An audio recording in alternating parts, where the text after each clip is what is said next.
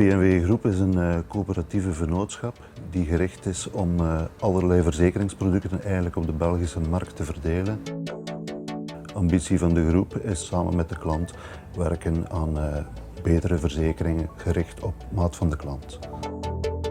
Vroeger was er heel veel papierwerk.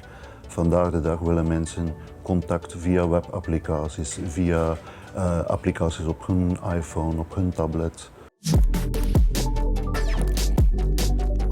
Als je zaken aanbiedt op het web via webportals, dan kan niet alleen de klant eraan, maar ook veel malafide mensen. Dus security is cruciaal om op een zeer secure manier gegevens te kunnen uitwisselen met de klant. En daarboven ook nog het GDPR-verhaal in Europa, die ons verplicht om echt heel nauwgezet de bepaalde regelgevingen te volgen.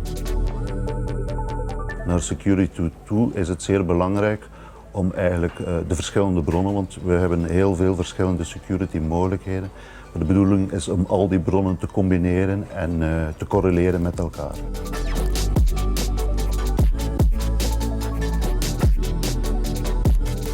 We hebben voor Exabeam gekozen omdat het een oplossing was die zeer modern is, dus met artificiële intelligentie kan omgaan, waardoor er voor ons zeer weinig interactie nodig is om alle security problemen te bekijken. Het gebeurt automatisch en er gebeurt een automatisch rapport waarop wij kunnen acteren.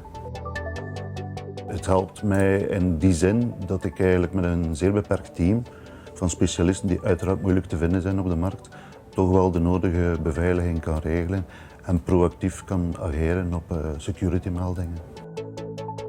Wat betreft security, dus daar zitten we ook met de deployment van verschillende nieuwe security devices, waarvan we dan ook al de logs combineren in de Exabeam omgeving, waarop we dan dus nog meer informatie krijgen dan vroeger.